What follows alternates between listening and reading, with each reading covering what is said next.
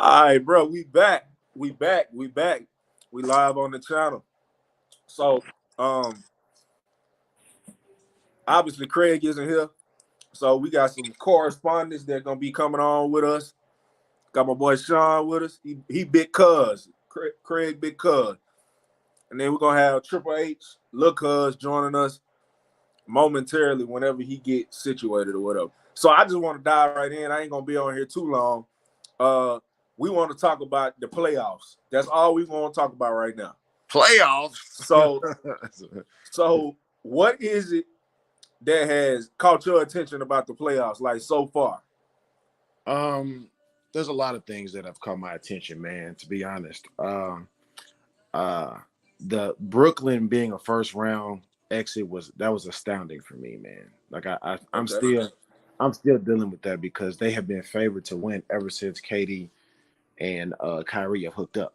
So I mean, it's hard to they had a rough season, man, and then to go out like they did. Shout out to the hometown kid, Jason Tatum, and the things that he's been able to do there.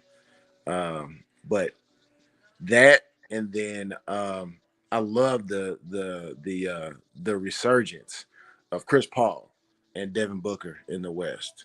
Yeah, I love that. I love seeing that.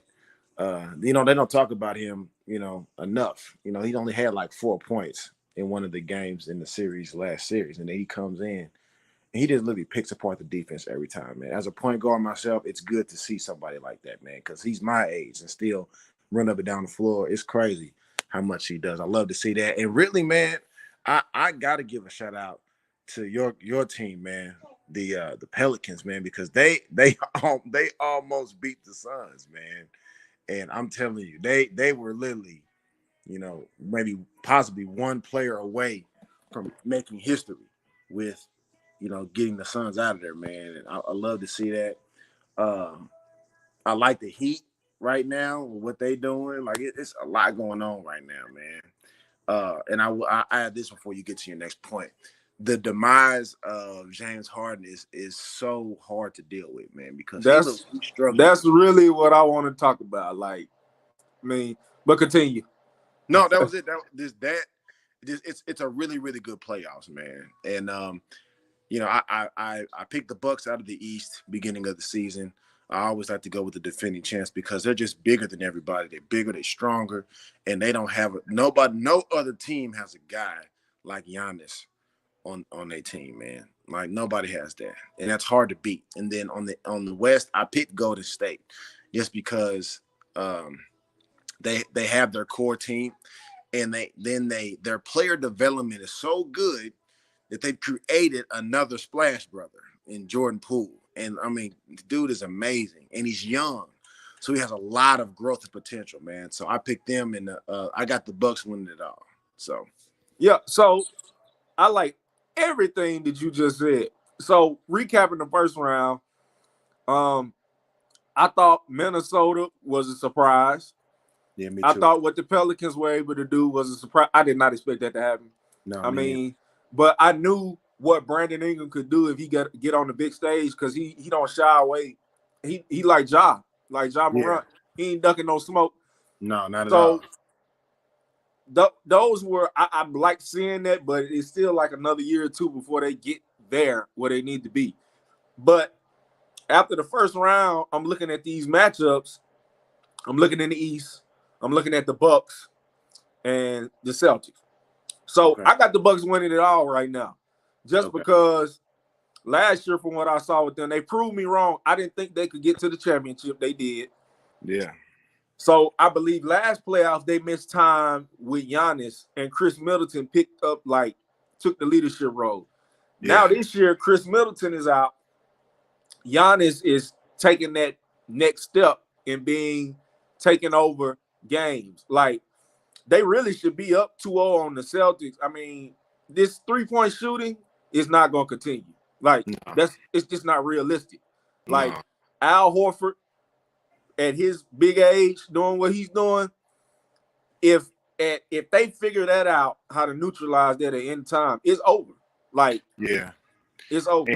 And to add to that with Boston is they shoot a lot of shots, and they don't really have a serious inside presence. Yeah. And some of the teams, well, I can't think of a championship team just off the top of my head while we're talking that has won a championship outside of Golden State with no championship. Well, no, I'm sorry, with no inside presence. True.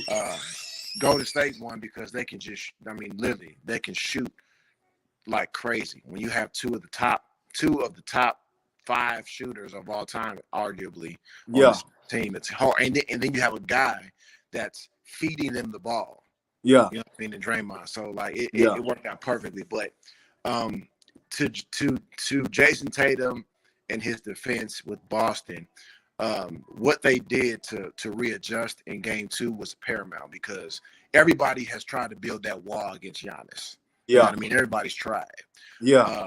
And he scores, but it's difficult when the wall was there. You know what I mean?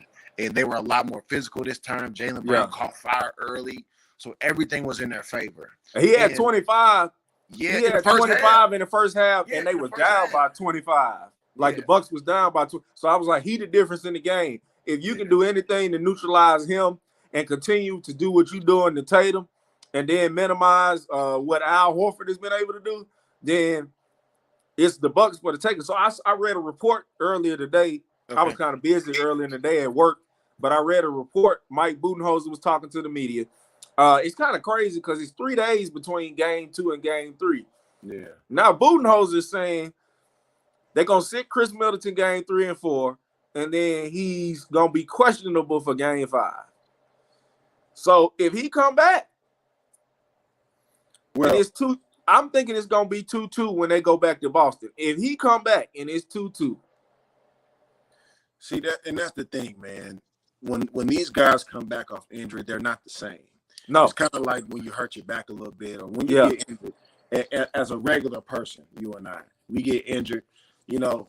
But the thing that's unique about Middleton and what they have, their team has, he can be a decoy. He just needs to be out there. He doesn't have to be the Chris Middleton that he is during the regular season or that he's been over the last 2-3 seasons. He just needs to be out there. They need another body out there on the perimeter that can create. I can agree with that to some degree, but if he's out there, he's going to want to score, man. He can shoot.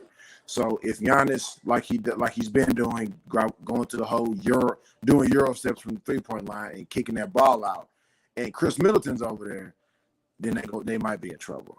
Yeah. So looking at that Boston Bucks series, I feel like it's gonna go down to 6-7 games. I mean, it just is what it is. Yeah. I got the Bucks because they bigger, they fit more physical. I feel like if they went home and won game 3 and 4 and put all the pressure on Boston, like Boston ain't gonna be able to recover from that, which is not realistic right now with the injuries and the fatigue and all that goes on in the season. But I think this 3-day break is more advantageous for the Bucks because they going home for 2 games than it is for Boston. And it's just, I'm gonna throw you a loop. I'm gonna throw you a loop because his name is not mentioned a lot, but he was the difference maker in game 2, and that was Grant Williams. Now, Grant Williams went to a mid-major, I believe, and he went to Tennessee. Yeah. And dude is maybe 6'5", maybe 6'5", but he's They got him listed at. I looked at his bio. They got him listed at 6'6", but he don't even look that big. He's not 6'6" at all. Yeah, not at all. He like a PJ Tucker. Yeah, man. Body. He's just a big body, man, and he had an absolute fantastic game too. Like I think he almost had 30 because he's physical and he's like leader. 6 threes. Yeah, man, and that's hard to compete with when you got Jaylen going for 25, 30. You got JT going for 40 almost, and then you have another. They needed somebody else to step up, and Grant Williams did that.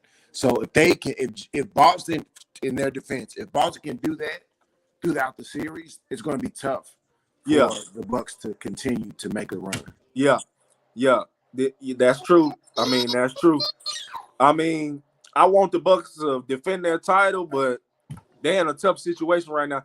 And I kind of feel like Budenholzer should use some more of those young guys. I mean, if it's going to be injuries and guys not being consistent. Like, play some of your young guys, give them their opportunity on the big stage. You never know what can happen.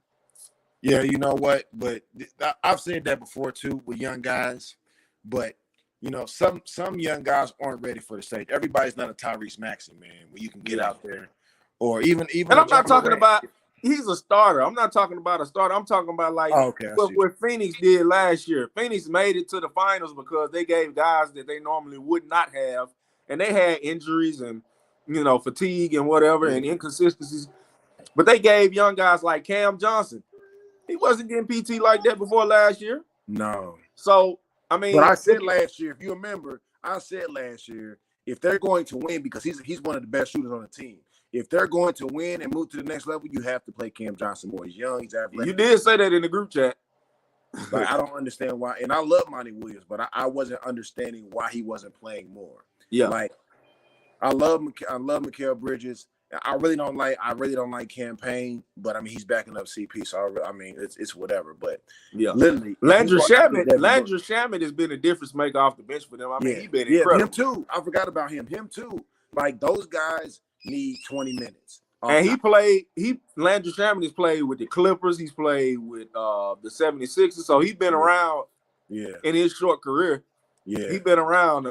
Been around the block a couple of times. So he know what's expected, on that big stage. They role players, man. They make it, if you're a good role player, man, you good for 10, 15 mil a season, man. Yeah. Yes. Yeah. Yeah. So that Boston and Bucks series, I feel like that's the most compelling series of the second round. Now, while we in the East, let's talk about what I really want to deep dive into is this 76ers and Miami Heat. And I know the Heat are up 2-0. And yeah, we could say, what if Joel Embiid was playing? He's not. He's probably not going to play. I mean, it's just the reality of what it is. He's not going to play. Why is James Harden continuing to be consistent and falling short in the postseason? Like, he ain't doing nothing. Well, you know what? I'm gonna play the devil's advocate here, and I'm going to defend him because the last game he did have 20, which. We're so used to him scoring 30 and being a previous MVP and a scoring champion. We're so used to him getting 30. Anything less than that is it's a failure. Yeah. But a lot of people, as I talk to a lot of my basketball friends and just people in general about James Harden's situation, he's out of shape. He's getting older.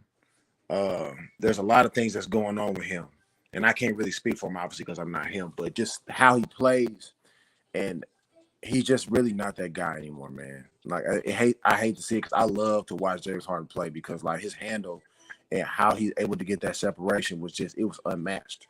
But I think now that it just goes to show, man, those injuries do catch up with you after a while. And I really think it's the groin. I think the groin is really not healed. It's good enough to play. But he doesn't have the step like he used to. And it's the groin. And as much as we want him to get out there and lead his team, we all know he can't do that. So like that's over. Now it's kind of like, okay, what do you do with him now? Because you're not going to be able to win and build on team around him because he can't really win on his own. His glory days is gone. So it's like, what do you do? And that's kind of where I'm at with James Harden right now. Like the Heat, he's never really been able to guard anybody. So, I mean, we're not even going to talk about on the defensive end. He can't guard a park car with a Uzi. No, man. So it's like, okay, so what's the next move? Are you going to move him out? Or I personally believe what they're going to do is, I think after the Heat sweep them, because they're not going to win a game. Like the closest game they could have won was game 2. Well, yeah, game 2? Yeah, game 2.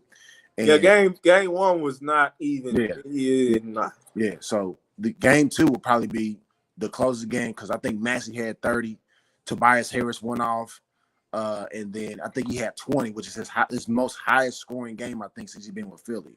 And this is not. He only shot like maybe 15, 20 shots. So like it's not gonna work. Tyler Hero over there balling, Jimmy over there balling, like everybody over there. The Heat look like they're having fun over there. Like every time Philly gets the ball, it looks like it's a struggle. They look like a championship team right now. Yes, but I feel like if they get against the Bucks, it's over. They too small. Yeah, they're too small, man. And the thing about Bucks, man, is they small and they're big and they're young. They got a fairly young team. They got some old guys in there. They got some vets in there, but there's nobody that can stay. When they go to that lineup, when the Bucks, let's go back to the Bucks for a minute. Okay. When they go to that lineup where they have Drew Holiday, Wes Matthews, I believe it's Pat Connaughton, Giannis, and Bobby Portis. Oh my gosh! Like even when they have Chris Middleton, you take Pat Connaughton out and just substitute Chris Middleton. When they go to that lineup, nobody in the league can stop them. And Wes Matthews, I like to give him credit because he's been around the block too. He's been one of those players. He's played in several places, but he found his home in Milwaukee. Yeah. Like him playing alongside Drew Holiday is the best thing that ever happened to him because he don't have to do much. Yeah, all they ask him to do is, hey, if we switch, guard the perimeter. No matter who you guard the perimeter. Bobby Portis and Giannis take care of the post. Yeah. And then if Chris Middleton or Pat Connaughton, they take care of the weak side perimeter. But like just guard whoever we tell you to guard on the perimeter. And like I can see he's frustrating Jason Tatum. I feel like they should put him on Jaylen Brown because Jaylen Brown is in this particular matchup. Jaylen Brown is the one who's getting the buckets. He really got all the confidence. Tatum is like Tatum is getting exposed physically. Not his game is still there, but physically he can't use his body to score, use his size to score against the Bucks because they just so much more physically dominant than him. And Jason Tatum shoots a lot of jump shots. Yeah, he shoots a lot of jump shots too. He settles for the J a lot, which I don't like. When you that big, you need to have more of an all around. Yeah, you know what I mean. You need to be able to, and he'll get that. He still trust me. I don't even think he's 25 yet. Yeah, he still got. He like 24 or something like that. Yeah. Like he just had a birthday like recently. So, like he has a lot. His game is literally going all the way up. So, but he settles for the three a lot for me. And once he figures out, okay, I'm gonna go to the box and score here. When I get my three, I'll get that, and then I'll be able to go to the bucket and dunk on somebody. Once he figures that out, man, it's gonna be ridiculous. He's gonna be unstoppable. Yeah, facts. But right now, even though I would all day, every day choose Brandon Ingram over him, he that deal. I gotta give it to him. It is what it is. Yeah. And I want to move over. I want to move back to the Heat because the Heat are winning and they don't even have Kyle Lowry. Yeah, I was just about to say that. Let's go back to the Heat. I mean, the best thing that happened to the Heat was they got PJ Tucker, Kyle Lowry not even playing, and look what they're doing. Yeah, no, it's insane. Yeah, it's crazy. Yeah, he's not even playing right now, and they got this little dude, Gabe Vincent, Max Truss. Yeah, all these guys. And even Dedmon's playing well. Yeah. Who else they got? They got PJ Tucker, Bam Adebayo, Jimmy Butler, Caleb Martin. All these guys, Hero and Duncan. Yeah.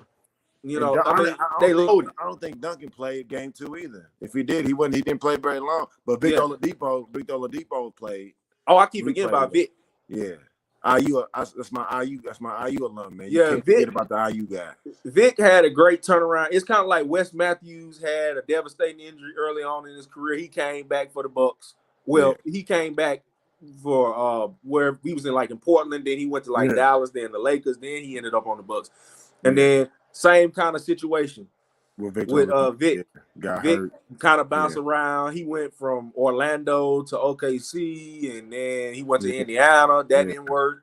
And then that's your squad, I guess. Yeah. And then I wish he never left, but and then he went to Miami. And I told people all year, I said, when Miami get Victor Oladipo back, they're gonna be a different team than what they were currently. Because he can see the slasher, he can shoot the mid range pretty good. Yeah, and he's fast. Yeah. So Yeah, another young guy. So that's the problem. Now I want to kind of like hypothetically put a situation into play. So let's just say hypothetically that something happens within the next 24 hours and Joel Embiid plays game 3. How does Joel Embiid coming back into the picture change like the dynamic of this series if it happens? It changes everything because he is an MVP. He is an MVP. I don't even say candidate. To me, he is the MVP of this year. I was trying to tell Craig that he got so much this blind love for the Denver Nuggets. Oh my God. Yeah, it's ridiculous. I wanted to hurt his feelings the other day so bad, but I just left it alone. But it is what it is. But I think Giannis, he could have got it, but then the second half of the season, like from before the All-Star break all the way to the end of the season, up until the last series, I feel like Joel Embiid, every night he step on the floor, he the best player on the floor, whatever matchup, whatever, he the best player on the floor.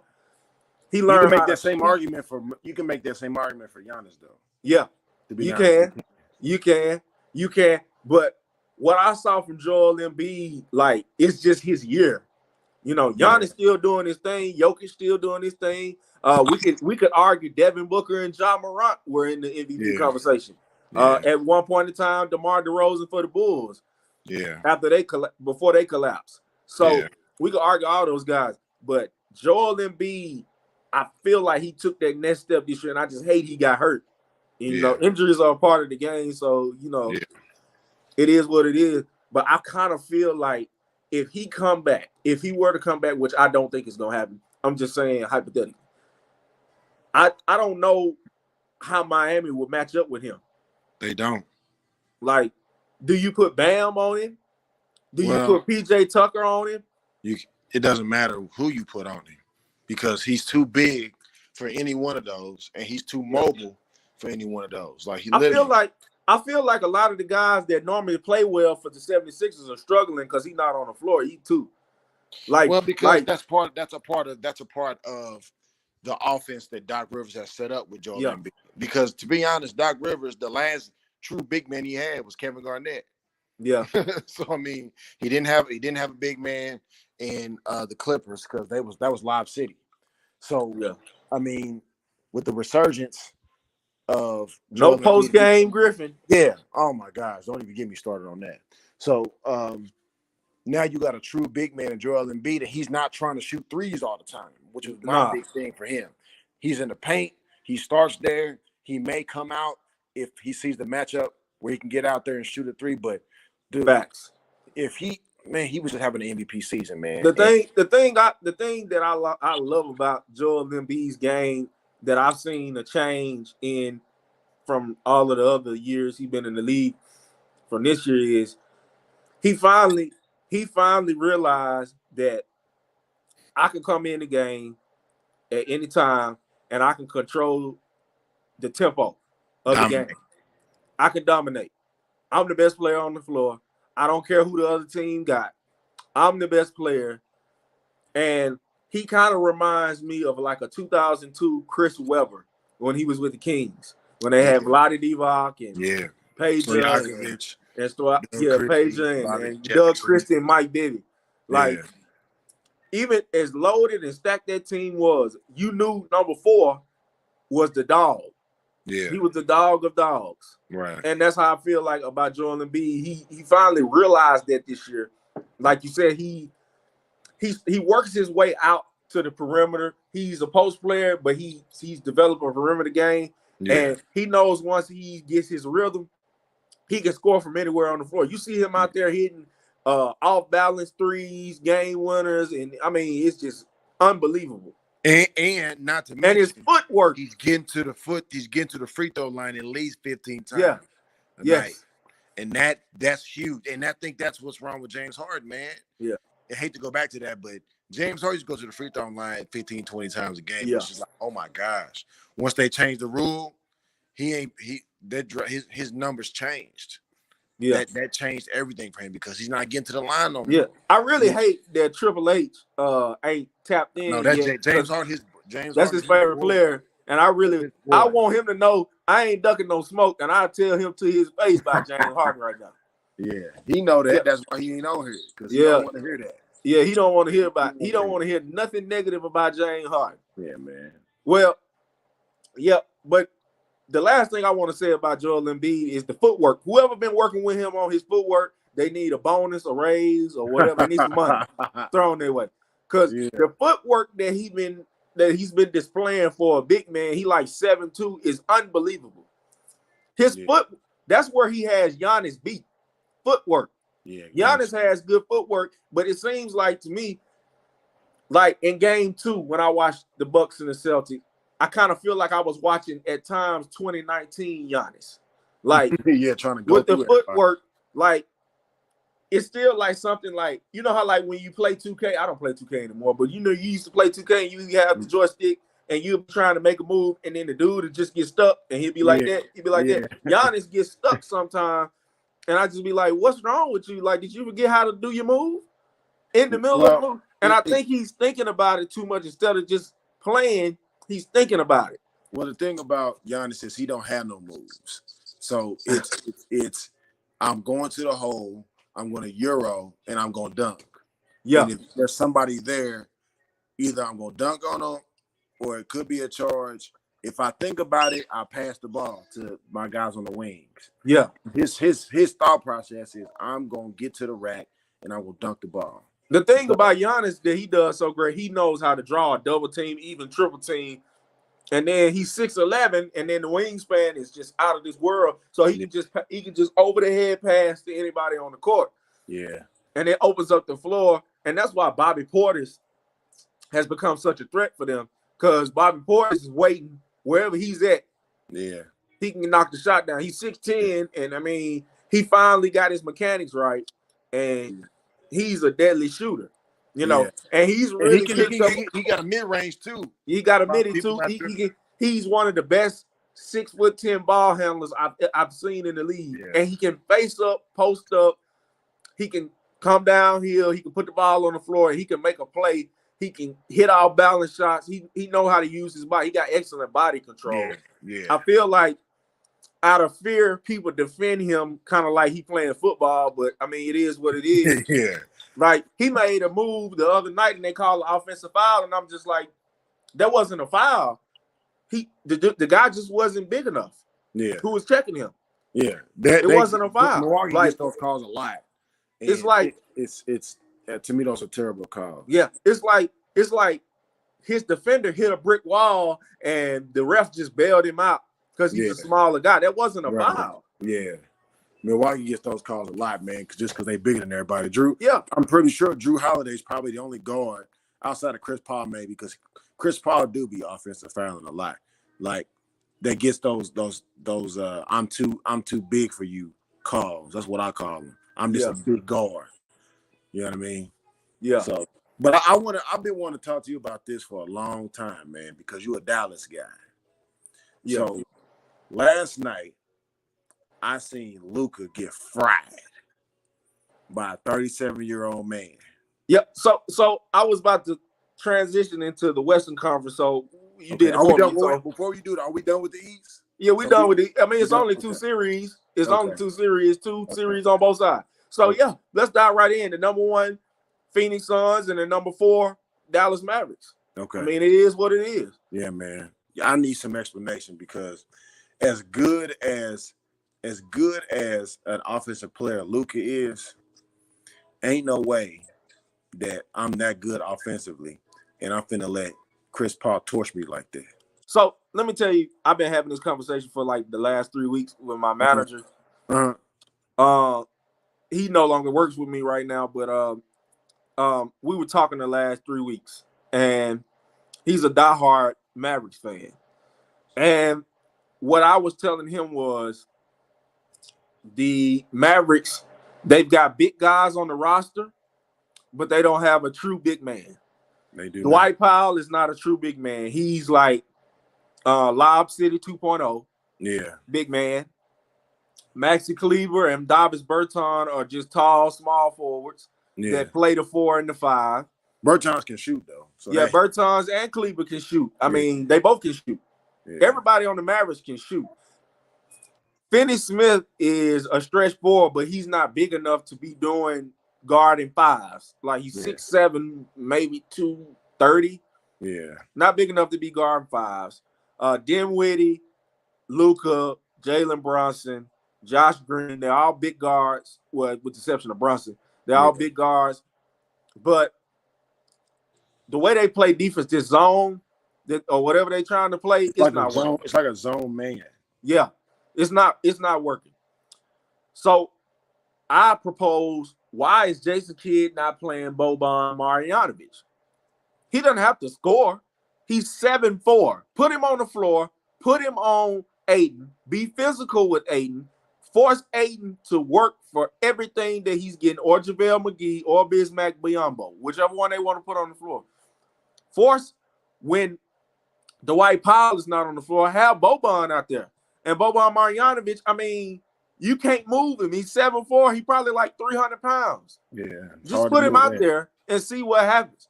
But they get so stuck in this playoff rotation, and they not deviating from the script. The last time the Mavs went deep in the playoffs, they actually won the championship. Mm-hmm. And Rick Carlisle was playing 11 to 12 people a night.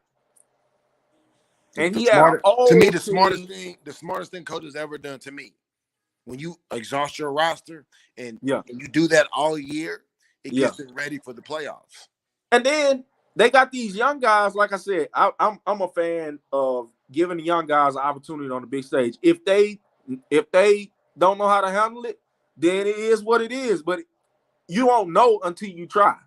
Don't knock it until you try it. I'm gonna help you with this a little bit, because I haven't been in this situation, but I've played with those caliber type of guys, and you kind of see it in the NBA too.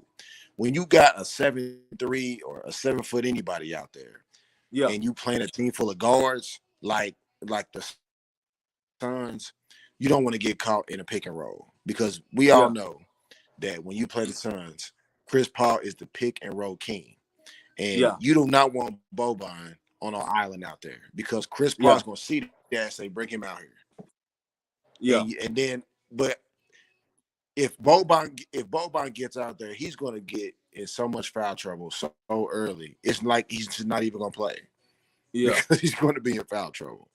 And I'm just saying, I'm just using him as one example. They do have other guys on the roster that are big men that they ain't even entertaining. So, like, somebody. Yeah. They got a guy that was on the Suns on the Mavs roster. And then they had a guy that they traded.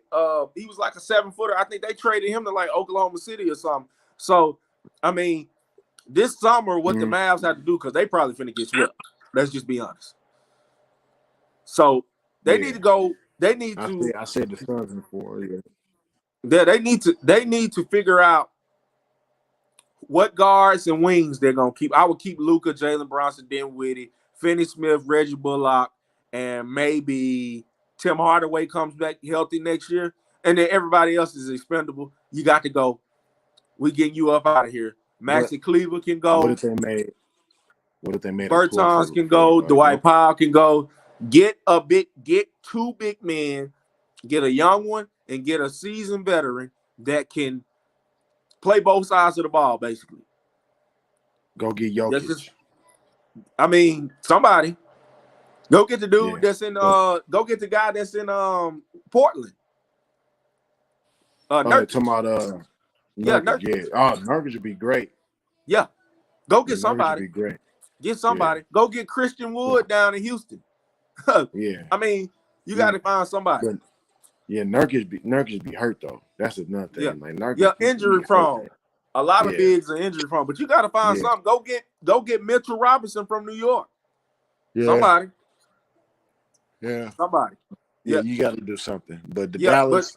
That's Dallas's issue. That's the issue. That's the reason why. That's the reason why the Phoenix has been able to dominate, because they can't guard the pick and roll. Luka is not fast enough on his feet. He's just big and skilled. He's not quick. He doesn't have any speed. No. He can't switch gears or none of that. Like which is crazy because I'm like to myself, I'm thinking he's one I'm speed, Luka. his speed.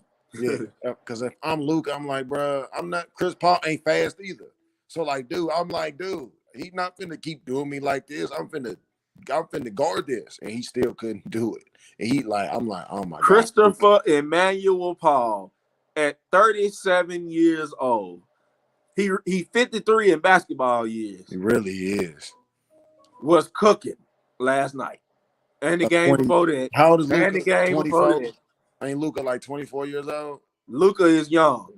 That we gonna say he under 25. Yeah, he under 25, man. So ain't no way. It's crazy. It's absolutely insane. No. Yeah.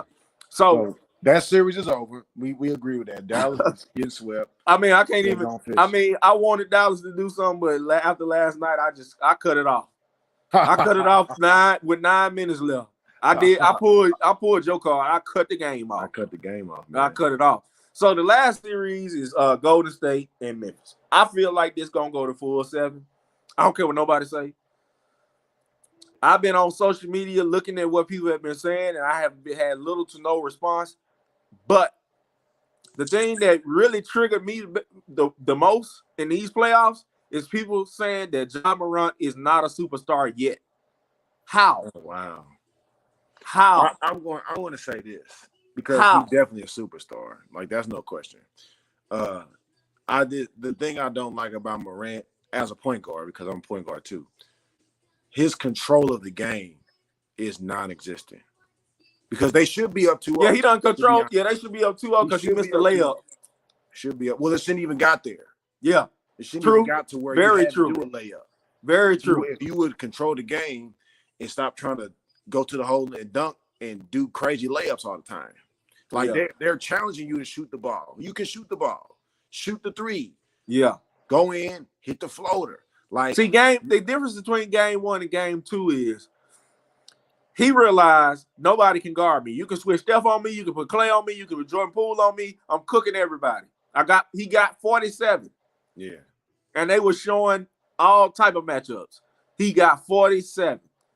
So you can make it, you can say, well, they gonna really struggle now that Gary Payton II is out, and I hope he gets well soon because he was having a hell of a season. Yeah, he was. He was having a hell of a season. He got a fractured elbow. Dylan Brooks has been suspended for game 2 for the dirty play because he's dirty. Yeah. And I think Dylan Brooks being suspended has opened up more playing time for like Zaire Williams, DeAnthony Melton, and all those other guys. They cooking. Yeah. They cooking. They shining. They have no fear. Yeah. And that's what I love about it. Despite Ja and his, what should I say? His inexperience has shown his being just a young cat. You just can tell he just ain't mature in some areas of the game. It just is what it is. Yeah. But I just love the swagger that he played with. I mean, he remind me of like what the joy you felt when we growing up watching Allen Iverson, Stephon Marbury, Steve Francis, those type of guys. Yeah, no doubt. You know, people compare him to AI, but I feel like he's more of a hybrid between Stephon Marbury and Steve Franchise because they always try to make like highlight plays. Yeah, they always trying to do crazy layups, crazy dunks. Right. See how high can I jump tonight? Yeah. Who can I embarrass? Right. You know, that was that game. Allen Iverson was trying to score 50 every night. Every night. Right. With little to no practice. Right. Right. Just pure talent. Yeah. Yeah. I'll say this about the Golden State and Memphis series. And this is a loop because I want to see Golden State versus the Suns this year, round 2. Yeah. I want to see that. I want to see that round 2 type of act. I want to see that because it's just a great series. Watching those guys play each other is a great series. But Golden State will lose this series if Steph Curry doesn't perform at like a former MVP. And I haven't said this to anybody. If you don't preach tonight on this Thursday evening, I don't know what you're doing. Yeah, because I'm watching him and I'm like, dude, you're the best shooter in the world. Why don't you have 30 already? You know what I mean? Like, why aren't you shooting the ball? Why are you deferring? I'm about to make a statement, and I probably never made this publicly before. Steph Curry and Klay Thompson are the best backcourt ever. Oh, ever. Ooh. Ever. That's tough. That's a tough statement. Because they went to 5 straight finals. Right now, I can't say that because they struggling right now. Ain't no way. Like they getting old. They getting old, and you playing against the young legs. Yeah. Steph is 34. Klay is like, what is Klay? He's in his 30s. Yeah, 31, 31, something like that. Yeah. So I mean, they getting older. They're just coming off an injury. Yeah, they getting older. Yeah. I mean, it happens. They went to like 9 straight finals. Yeah. What you expect? The body gonna start betraying you at some point. Yeah, no doubt. But after watching game 2 and really both the games, watching them pretty tough and seeing how they just like, not that I would say Memphis just keeps coming at you. Yeah. Hard too. Like, yeah. And like they're young, they got some size, they're not scared. You know what I'm saying? It's like Project Pat. Just like Jaren Jackson Jr. has really stuck out to me in this series. Yeah. They are really like representing Memphis to the fullest, man. Yeah. Grit and grind. Yeah, man. And I love watching them play. Yeah. I just hate the inexperience. I hate the turnovers. I hate the bad shots because it's not like y'all be up and y'all be killing them. And then, you got 4 positions in a row where you just take some bad shots, you turn the ball over inexcusably. John Morant stay off the ground or you going to keep getting hurt. You know what I mean? Like, you're not even thinking about the tenure of your career. You can't keep taking these crazy layups and falling on the ground every time, bro. Yeah. Year 5. The thing that Ja has to do this offseason, he has to hire somebody who's in strictly strength and conditioning. Yeah. Because he's skinny enough to look through a keyhole with both eyes. Like, that's just what it is. Yeah. I mean, if you look at his body frame, I mean, I can see how he's probably been jumping that high probably since he was 10th or 11th grade. Yeah, he been jumping. Yeah, he been jumping out the gym since he was 10th or 11th grade. That's usually when it starts, when guys get to bounce like that. Yeah. It's like 10th or 11th grade. Yeah. He got the same strength and conditioning coach as Anthony Davis right now. If he need whoever got like body-wise, whoever trained like Drew Holiday. Because when Drew Holiday was in Philadelphia, mm-hmm. and then you remember he went to New Orleans. Right. And then he went, where did he go after that? And then he ended up in Milwaukee. He was in Milwaukee after that. Yeah. He got big. Didn't he go somewhere else? New Orleans though. He wasn't that big in Philly. He got big when he went to New Orleans. That's what I'm saying. Yeah. Yeah, and we see the transformation that Brandon Ingram has made. So it might be them people down there. He might need to go see them people down there in New Orleans. Yeah.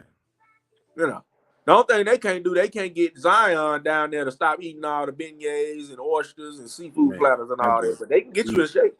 Yeah. But you got to want to get in shape. Yeah.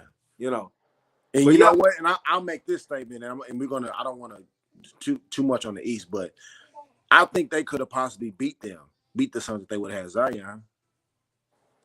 Well, man, let me tell you something. I'm to the point where if they get rid of Zion, I wouldn't be upset. No, I wouldn't be upset. Because I mean, I feel like this gonna keep continuing to happen. Like, I see so much potential like trades on the table to get him up out of there, and then that way you don't have to worry about. And all the Pelicans needed was one more guy to take pressure off of CJ and Brandon.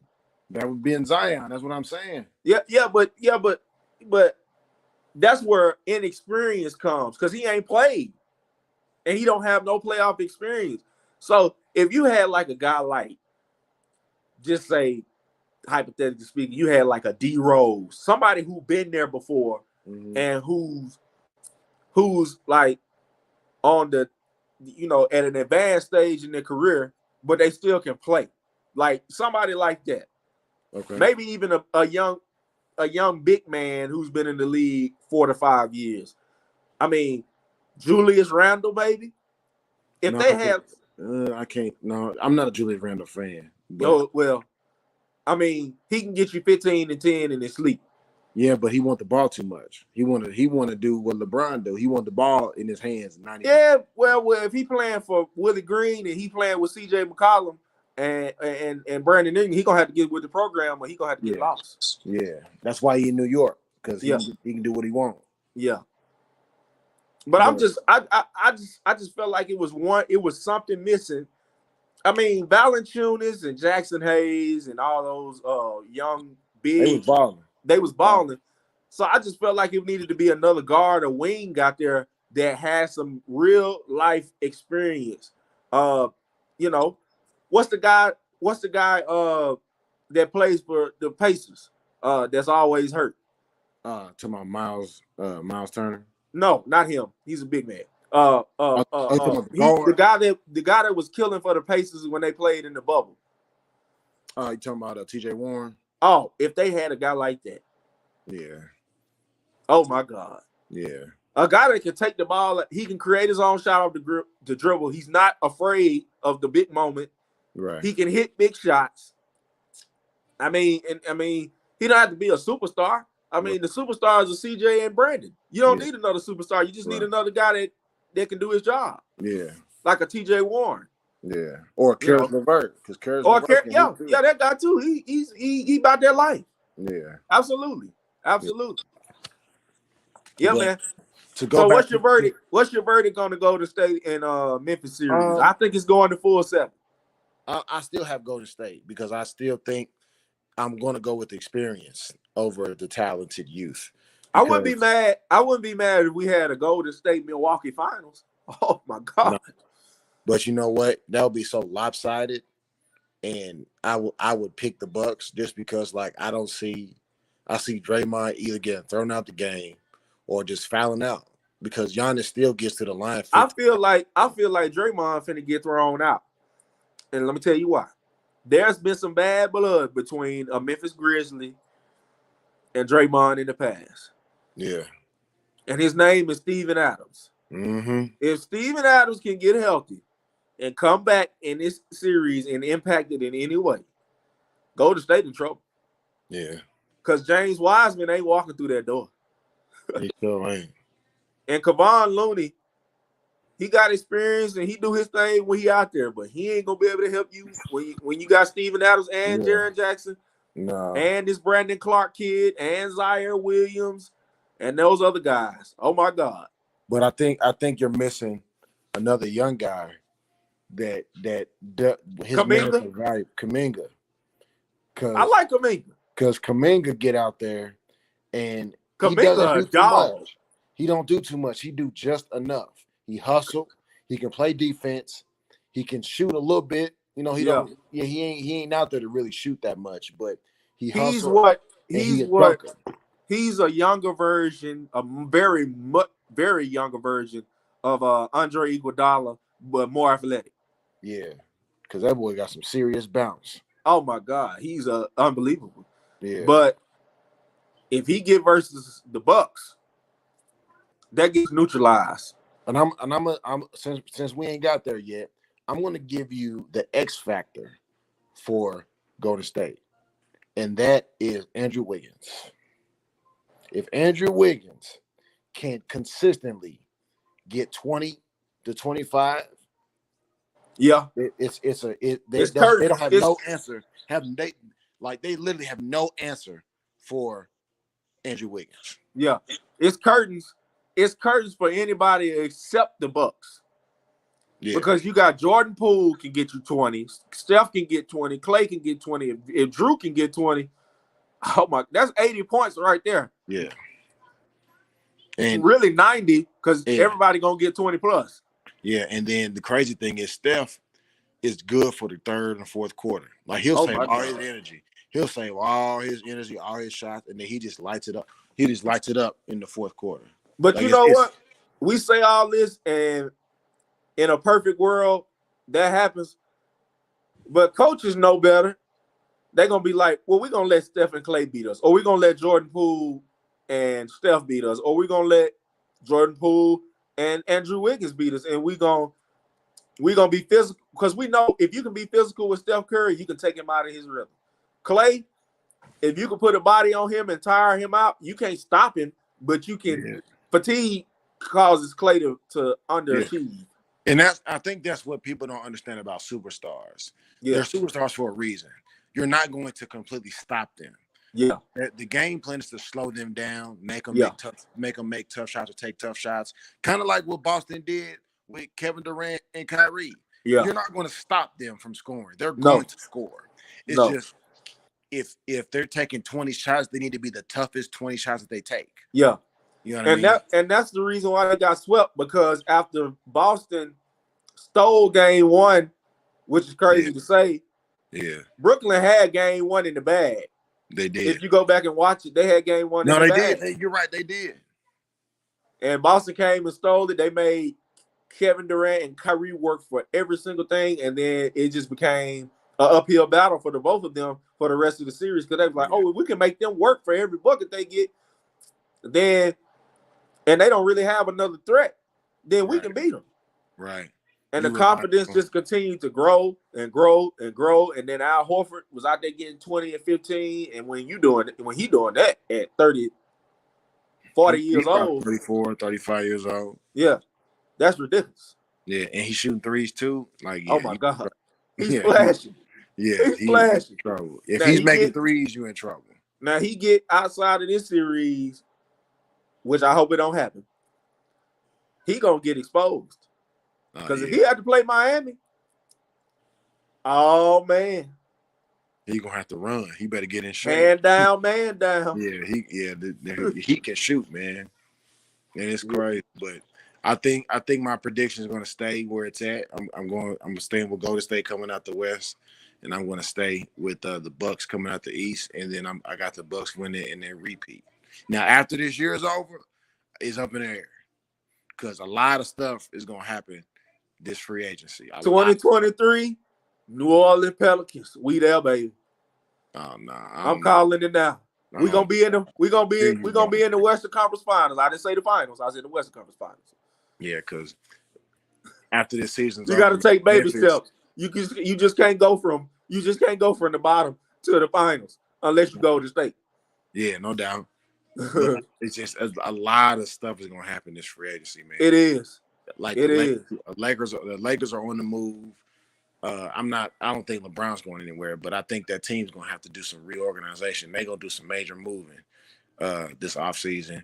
I'm hopeful that Pacers do something. At least get in the play-in. At least if we can just get in the play-in, we cool. You know what I'm saying? But we don't. The thing about Indiana, man. And you know what I like? Y'all really fucked Sacramento over. Y'all got Tyrese Halliburton. Yeah. The future is bright in Indiana. I don't care what nobody says. Yeah. The Indiana Pacers and the New Orleans Pelicans in the finals in 2024. No. I'm just gonna say that. I'm gonna tell you why. Because Indiana, they don't like black athletic dudes. When they like Victor Oladipo was an anomaly, and they let him go because he got hurt and he was hurt for too long. So they still on that bull junk from the 90s. Yeah, like Rick Smits. Yep, that's the problem with he rolling over this goddamn grave. Yeah, it's dumb, but that's why we can never get anywhere. You get these guys that are they're just okay. Like Miles Turner, he's okay, but he's not like a superstar. You know what I mean? Every team that we can name, every team has a superstar. And some outside of even De'Aaron Fox, he's a superstar. People don't hate this. He just played for Sacramento. Yeah, but dude can get a bucket anywhere. I done seen him score 30 almost on every guard in the league. So he's a superstar, but he's not better than Steph. Obviously, he's not. I mean, there's so many other people, but like that's Indiana's thing. But I think next year the East, It's up in the air. It's gonna It's be up in the air. It's gonna be tough because the Heat gonna come back. Boston's gonna come back bigger and better. I just really want to see this offseason what Philly does. I want to see what Philly does. I want to see what the Nets do. Yeah. Because they need to fire Steve Nash. He's not a coach. Like, he's just not a coach. Like, he needs to be gone. Front office personnel at best. Yeah. Just maybe a shooting coach. You know what I mean? Because he can shoot. Something like that. But to run a team and be it now, like, you need your job. Just get up to somebody. Give it to Doc Rivers because his job's going to be gone. Yeah. Well, man, I appreciate you coming on, man. We had 55 minutes. I'm finna hop off of here. Yes, I appreciate you having me, man. Man, we're going to have you on again, and hopefully Craig can get his family business together. We appreciate you stepping in for him today, and Triple H never came, and I can't wait to talk to and see him so I can look him in his eye and tell him about James Harden. Yeah. We need to tell him I'm not ducking no smoke. James Harden got to go. He might as well retire if he ain't going to go to Golden State. Indiana take him. We'll take him. We'll sell us some tickets. He need to go where somebody can make him better because they brought Andrew Wiggins out the ashes. They can bring him out the ashes too. They got the best player development in the league. Yeah. So yeah, man. I appreciate you having me on, man. Yeah, man. Next time. Tell everybody I said what's up. Will do. All right. I'll be back. Yes, sir.